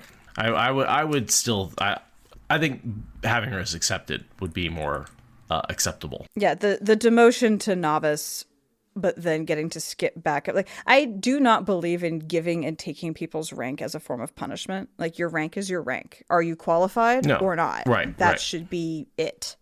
Your privileges can be revoked, but your rank shouldn't be revocable. Like, I just find that really odd. Yeah, it's like you can't lose a degree once you've earned it. Exactly. This is like taking away a college degree because you didn't dress right at a dinner party. It's like, this had nothing to do with... I didn't fake my degree, so why are you taking it away? The only thing I can think of is, like, debarring somebody for malpractice, right? Like, that they've then proven later on in their life that they don't deserve that accreditation. Yeah, but, like, again, that feels like more of a, like, either you're proving you were fraudulent or you're losing privileges to do things with your degree. You're not losing the fact that you earned it. You're just losing the right to do anything with it. So, yeah, I think it would have made a lot more sense to just insist on Egwene being an accepted and just being like, you're going to be an accepted for twice the length that you would have been otherwise. Like, that to me would have been way more coherent as a punishment. But Egwene, of course, says... you know, I would like to double down on the thing that will make me get executed, please. Which is not what anyone expected. Yeah, Pants is sort of... This is what I'm saying. I understand that they're saying she's not Aes Sedai, but she was raised to accepted in the tower under the Amyrlin of the time. You know, it feels petty and like they're vindictively bending the rules just to punish her. But, like, it makes sense, right? Because they're trying to come up with an excuse for why someone who claimed to be Amyrlin isn't being executed. Right? They're trying to bend the rules so she doesn't have to get killed. So we're going to have to keep bending rules until it all smooths out. So Egwene is like, hey, I'm the Amyrlin. I can cite the passage where I was raised, you know, I'm Aes Sedai because I was raised Amyrlin. And again, Sylviana, instead of saying, you know, we don't recognize the authority of the rebel council, so it doesn't count, is like, nope, punishment. Like, instead of telling her why, it's like, oh, how dare you stand up for yourself, punishment. Because that's what the Mistress of Novices does.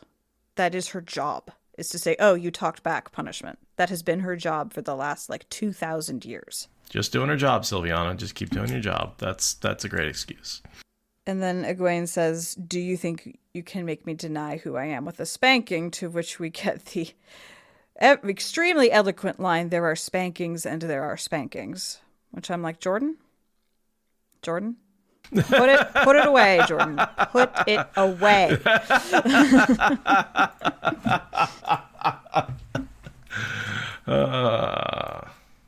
And we get her philosophy of basically like, hey, because anyone who comes to me, they don't get it light, they get it hard. People avoid being sent to me at all costs. Now, part of me wonders, like, are you just teaching them to be sneakier? Is that really all you're doing? Are you really stopping them? Yeah, I have a lot of questions about how much Robert Jordan is casually supporting versus actively critiquing the concept of law and order.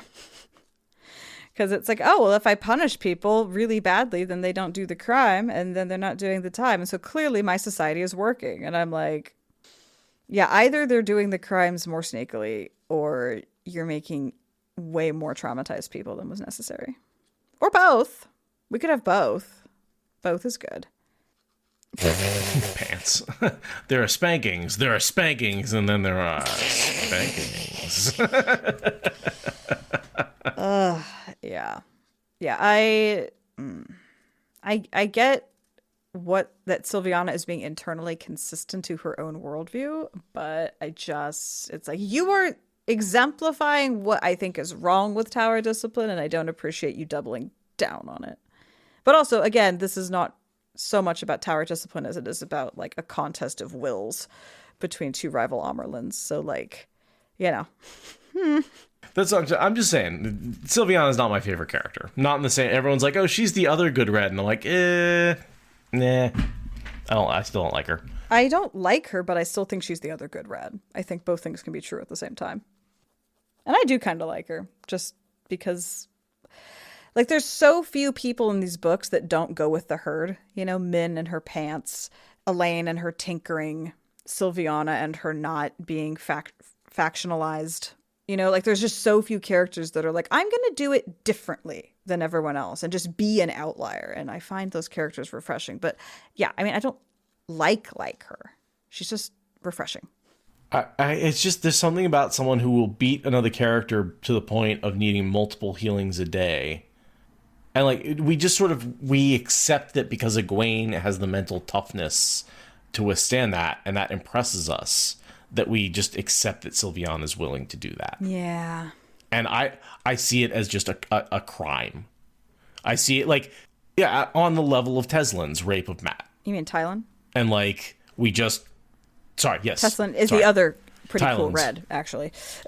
Yeah. Sorry. No, but on that level of just like, is it really okay? Just because the person who's being victimized sees it as okay? Yeah. It's a good question. I don't think so. So, yeah, but that's where I am. And then the whole like excuse of like, well, she was just doing her job and she did exactly what her job said. And I'm just like, I don't know. I think I'd resign. I think at that point I'd go up to Elida and say, if you're going to make me do this to the novices, I don't have control over the novices. I'm not the mistress of the novices. I quit. Well, that is what happens in like 2-3 weeks. Like, that is literally what happens. So maybe you should like her again. She goes too far. And she doesn't quit over the corporal punishment, right? Yeah, she does. She does? Okay. Yeah. And then Elida throws her into prison for being a dark friend. So yeah, she sort of sets up the, you may sneer to spanking now, but when you're getting them 5, 6, 7 times a day, that might change your attitude. And that kind of is the breaking point. I think once it's 7 beatings a day and Egwene still isn't responding, that's when Sylviana herself breaks and is like, my own foreshadowing isn't working. And then Egwene sort of rethinks about the Aiel pain thing and finds it an amusing thought for whatever reason. I don't quite know why she thinks it's funny, but I think because she was talking about how she was trying to maintain dignity. Oh, and there goes chances of dignity. And the idea that embracing your pain means you're going to laugh and scream and yell and kick and cry and do all the things that the Aes Sedai would see as not dignified. Oh, the legend suggesting it's because dignity isn't necessarily silent. That's a good point. And I don't. The I yield wouldn't see that as undignified at all. Precisely. Yeah. Yeah. Okay. I dig it. That's awesome. Barricine tries to steal her ring, and Sylviana's like, no. I'll hold on to that until she's raised again.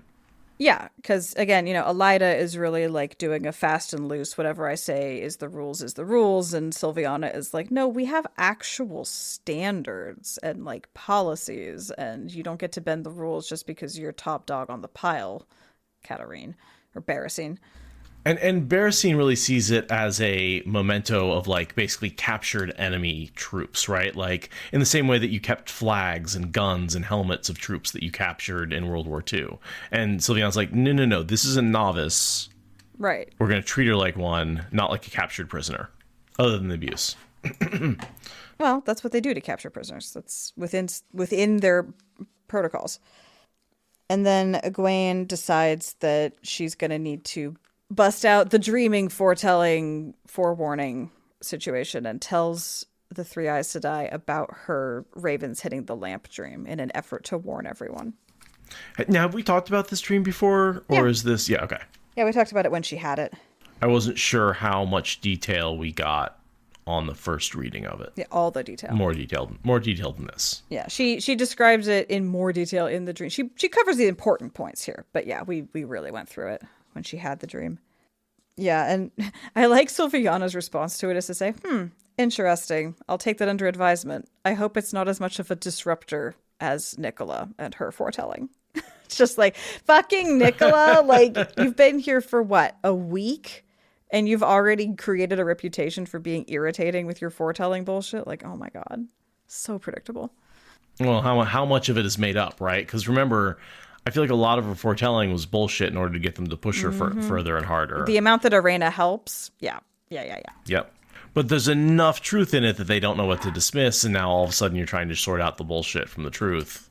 And then the short-sightedness of, I don't see how the Shan-Chan could strike at us here at Tar-Valon.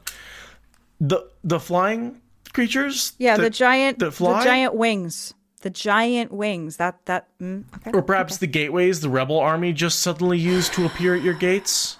Like, no idea how another army could do what that army just did. I know, right? Well, we've seen one impossible thing, so that means that's all the impossible things that can happen this year. Like, what? Yeah. Yeah. Yeah. Little frustrating there. So Egwene has been told, here's how your days are going to go with the fork root and the shielding and da-da-da. That information gets given to her guards. They take her off to her room to guard her for the night. And tomorrow she'll start getting dosed with more fork root tincture. And she resolves that she needs to make them see her as more than a novice. But we don't know how that's going to happen yet. Mm-hmm. They go to her room and they're guarding her in her room, right? In the room. 3 women crammed into a shoebox of a room. And Egwene has to pretend that they aren't there while she gets ready for bed and just goes to bed. And... fortunately, she's got dreamer abilities, so just pop herself off to sleep and enter the world of dreams and realize quite how much power she's got. Yeah. Do you want to I'll read those last 2 paragraphs? I think is a good readout for this one. Yeah. Do you have anything else you want to talk through? I think I got everything. I don't have a lot of highlights after Nicola's foretelling line. Well, yeah. All right. Let's do the readout. Floating formless in a darkness that lay between the waking world and Tel'aran Riyadh, the narrow gap between dream and reality, a vast void filled with a myriad of twinkling specks of light that were all the dreams of all the sleepers in the world. They floated around her, in this place with no up or down, as far as the eye could see, flickering out as a dream ended, springing a light as one began. She could recognize some at sight, put a name to the dreamer, but she did not see the one she sought. It was to Swan she needed to speak. Swan, who likely knew by now that disaster had struck, who might be unable to sleep until exhaustion took her under. She settled herself to wait. There was no sense of time here. She would not grow bored with waiting. But she had to work out what to say. So much had changed since she wakened. She had learned so much. Then she had been sure she would die soon, sure the sisters inside the tower were a solid army behind Elida. Now... Elida thought her safely imprisoned. No matter this talk of making her a novice again. Even if Elida really believed it, Egwene Alvir did not. She did not consider herself a prisoner either. She was carrying the battle into the heart of the tower itself. If she had had lips there, she would have smiled. Yeah. The you're not trapped, I'm not trapped in here with you, but you're trapped in here with me line from The Watchmen, right? Yeah. This idea that she is now inside a fractured tower and she is going to convince the women inside of it that the Elida's a terrible, terrible Amerlin and they should be on her side. One woman at a time. She's going to take bricks out of one foundation and put them into another one. Which is the solution for not fighting with the white, not breaking the White Tower by fighting it, right? It's you are elected from both the inside and the outside. You become the leader of both, and then you unite them together. Right, which is a tall order. Sure. But yeah, it's the only way to resolve a schism of this scale on the timeline that we need it resolved. And I feel like we've seen it done in kingdoms a lot of times where they have like, oh, we're going to marry these two lines of royalty together and their child will then be inheriting of both lines. And that's how you unite what would otherwise be a kingdom that's schismed. Yeah. As you create a leader of both, and that leader then just can tell them both what to do and they don't have to fight. And that's kind of what they're doing with Egwene here, and what he's trying to do with Egwene here, in order to prevent what looks like all-out war. And really the first blow of the all-out war was the blocking of the harbor, right? That always has been their first, like, if we're going to siege Tar Valon, we need to block the harbor. That's the first thing we do. Yeah. And now the harbor has been sieged and an agent has managed to make it inside. 2 agents, really, because Liana does quite a bit of spade work around what Egwene is doing. And with that, we have finished the prologue. Yeah, welcome to the actual book. Yeah. Always exciting. Next week, we get to read the paragraph. Always love the paragraph. Definitely one of my favorite parts of every book. And we are from the POV of Suan Sanche and more Egwene. Awesome. Stick with the tower for a bit. Yeah. And yeah, I can't wait.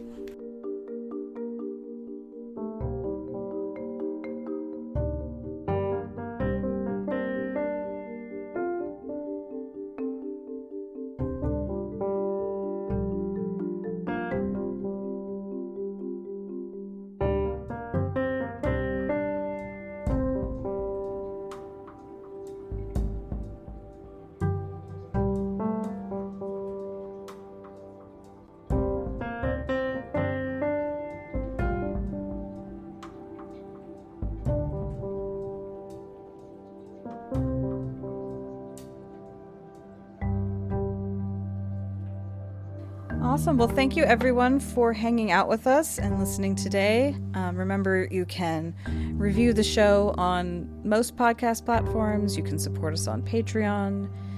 You can pet puppies. It's a lot of stuff you can do. So believe in yourself and do it. I don't know. I went to the Humane Society last night to pet to look. Well, Never's sister works there, right? So occasionally we just go pick her up, and she doesn't have a car. So occasionally we pick her up from work. And yesterday we went inside, and she was going to foster a dog yesterday, which is a husky. And not sure how well the foster went. The husky was not calm around the cats in the apartment, so he may have just gone back today. But I got to go around the Humane Society and say hi to all the dogs, and they're always adorable and cute, and I'm lucky I live in a tiny apartment, because otherwise I would come home with 5 of them every time I went. Because I love the dogs. I love the dogs. Timber, and that's where I got Timber from. So, it's always nice to go back and be like, oh yeah, he was so sweet, and they took good care of him before I got him and everything. So I love that place. Yeah, humane societies and adopted dogs are it's a fantastic thing that our society has the ability to repair humans and animals like that. I got my first cat that was my cat, from a humane society. I just sat down on the floor, and this cat was like, your lap is where I exist now. I was like, well, that didn't take very long. Now I have a cat. And you're like, done. Nope. That was Timber, too. I mean, I basically sat down on the bench and he came over and put his head in my lap, and I was like, fuck. Let me go call. I had to call my girlfriend at the time and be like, so you know how I said I was thinking about getting a dog? I'm coming home with a dog. That's how that's going. Yeah. Let's see. We got our wedding invitations. I'm excited about that. Ooh, do you like them? Are they pretty? They're very pretty. Yep. Flowery. They're actually all magnets. Ooh. So you can just stick the invitation right on the fridge. Nice. Clever. And then really all it is a website. So everyone's going to RSVP on the website. So no like mailing anything back or filling anything out. You just go to the... I learned from doing SpoilerCon, right? I am applying a lot of lessons from running SpoilerCon, or at least watching people run SpoilerCon, to the wedding. And it's been very helpful. Just that's where a lot of my attention has been lately, is really on the planning and the execution of that. Looks like we're going to be sort of a camping forest wedding, but there's a stage, and we're only about an hour away from Portland, which is one of the reasons I love Portland, right? Like, oh, I'm doing a forest wedding, an hour away from my house. Yeah, Portland is very proximate to so much natural beauty.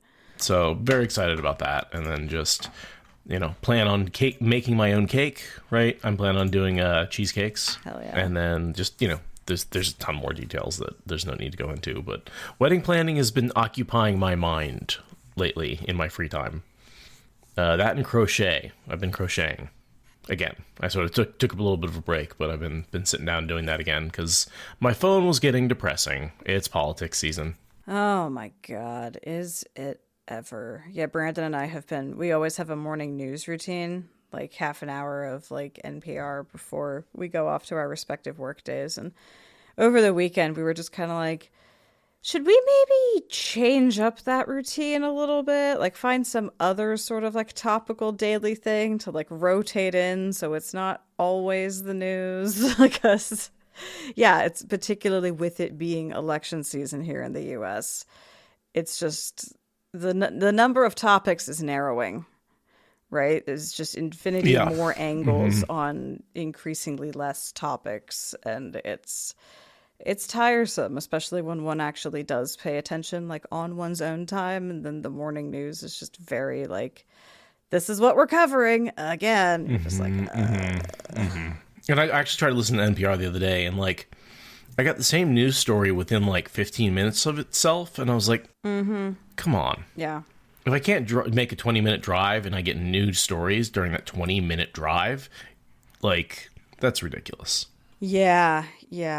And since we have recording on, I do want to put it out there again, since I've only said this to the live audience.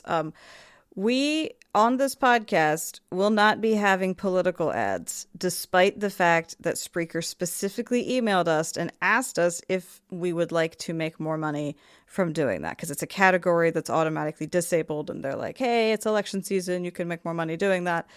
We and all the projects at Fox and Raven Media, including this one, are not doing that. We are very not into doing that. So rest assured, you will not hear that. And if you do hear that, you can send us a note and we will pass that on, and they will be informed that there was a miscategorized ad, because it's just, we are a break. We are a safe space. We are a bubble of not that. Yeah, because it's rough. Yeah, I filled out that thing and said absolutely not, and then they responded, hey, that malfunctioned for some reason. Were you sure about that? I saw that email. Yeah, I was just like, really? It malfunctioned, huh? Did you get a really weird amount of respondents saying hell no on that? Did you then qualify that as a malfunction? Yeah. Guess what, guys? Not a malfunction. Fuck the politic advertising. No, yeah. Like, I would really like the electorate to be making their decisions based on information that was not paid to be put in their faces. I would like to not be part of the commercialization of this nonsense. Even though it's an inevitable tide I can't stop, no. I appreciate you asking and not just telling me that you're doing that, but no. Listen, we sold out, right? But we didn't sell out that hard. Right. Like, I do still have a line. We have categories we have muted, and I really like that they have it set So that way, that is the one of the 4 categories that's automatically disabled in their ad interface. And like, you have to opt into it, whereas every other ad category, aside from those 4, you have to opt out of. I do appreciate that as a standard, but yeah, the double asking was like, come on, guys. You really want to contribute to the polarization of everything that hard? Really? Like, ugh. So, yeah, you can go get your political information from somewhere else, aside from when we see tie-ins to the books that just have to be pointed out. You notice how little we've talked about politics lately? It's just something that now that they're handled by a decently competent government, we can just ignore them. We had a jag of having a lot of takes. Yeah. And it's just become rather... There's not a lot of new things to say at this point. No. It's just all depressing and terrible, and I hate everyone in power. Keith makes a good point. Alida and Trump sort of corresponded. We were doing the books at the same time he was sort of rising to power, and the parallels were a little too good there. Yeah. Again, I mean, we're not a political podcast, so I try to keep my political takes to like relevant. Like, here's how Wheel of Time helps me interpret the politics of the world. Like, I try to keep it in that Venn diagram. Because, yeah, Wheel of Time has taught me most of what I know about military strategy, economics, and politics. Roman history, Greek history, Arthurian legends, Engineering. What other topics? Engineering, Yeah. Biology. There's the taxonology. Yeah. Not taxidermy. Taxonomy, thank you. Tiny bit about toxicology, too, really. Yeah, I learn a lot from these books.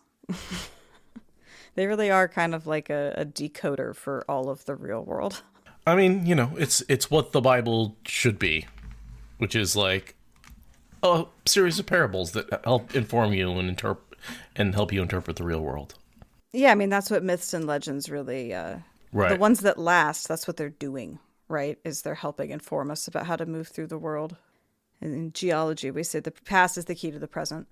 Because, yeah, like, some things don't change over time, right? Some things you really can just translate forward. And in geology, that's far more universal than in human stuff. But that is the point of collecting myths and legends. Yeah, but, humans are humans. We haven't changed that much in the last, since we started speaking language and writing things down. So, yeah. There's a certain amount of, like, stories tell of human failings, and, like, the oldest written stories tell similar human failings as the newest ones, because we're the same people with the same failings. Yeah, and if you study any period of history that does have, like, correspondence level granularity of writings about it, like, Roman history, yet nothing has changed. The pettiness, the bickering, the short-sightedness, like, nothing has changed. The kids these days don't want to work. Oh my God, nothing has changed. It's amazing how little has changed. Like, yeah, the technology has changed, the climate has changed, the scale of everything has changed, but people have not changed. And there's something both comforting and nihilistic as fuck about that. But, your mileage may vary. It just is what it is. I mean, I get the feeling humanity will change either through altering our own genetic code or integration with machines. I feel like we're on the mode to changing pretty quick. But, quick in the genetic scale is still hundreds of thousands of years. Right. And, like, cultures do move and change. And imagining that we're on one linear arc from, prehistory to futurism is very much not how things work. But, like, the humans going through all of that variable landscape of culture across the decades and across the generations, like, people are still people. I find the space race to be an interesting sort of analogy for human progress, right? Because this idea that, like, we went to the moon and walked on the moon, and then we were going to take the next step into space, and we just didn't, because there was no obvious next step. There is no closest next moon that's just a little further out, right? Like, the next thing to go to is Mars, and that's It's a huge which is a scaling little up. bit it's a huge scaling up in a way that like we really don't know how to do. And so instead of like we went to the moon a bunch of times and we're like, well, that's a desolate desert. What do we do now? Yeah, and I mean, you know, the space race was really more about earthly military politics than it was about science or whatever, and that's why it's taken the era of private enterprise getting into space science to make Mars like a thing we're aspiring to. Because, you know, shit does change. Things change. Conditions change. People fundamentally don't change, right? That's the difference, is like the way that people exist doesn't change. It's just the world they exist in. It makes for very different choices sometimes. You have different conditions set up, people will respond differently, but like... Well, and that's why I think fantasy is such an interesting read, because it's you take people and they're just people and you put them in a circumstance where physics works differently, economies are different, social norms are different, and you go, okay, how does this person in this situation respond? Right? And that's, I feel like, a lot of what fantasy is what happens if you create an empire across the sea that holds people, you know, slave with magic collars, right? What happens if you have a boy that's told you have the power to save or destroy the world, right? Like that is the sort of what Robert Jordan was sort of thinking, is what happens if you take a normal, ordinary person, and I've heard him say this in his little, you know, audio prologues in the audiobooks, and tap them on the shoulder and say, you know, and his sort of revelation was like, what if they said no?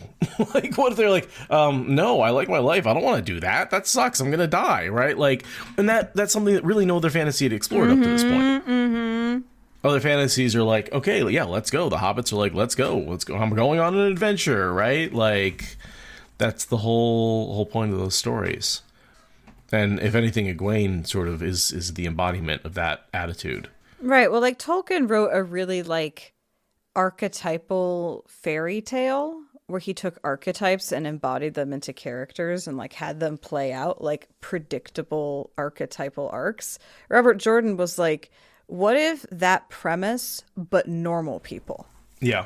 And like that's kind of, I mean, in many ways, that's just the difference between old school fantasy and more modern fantasy, is like, but what if people like were super modern and not these mythically noble people from the past? What if they were like modern levels of ridiculous, but like also magic? And that's, yeah, it's a way to explore the human condition and play with world building at the same time. Oh, Timber says hi, everybody. Timber. He's feeling very silky today. Thank you for listening to the Wheel of Time Spoilers podcast. Rate us in the Apple Podcast app or support us on Patreon. Is that good enough?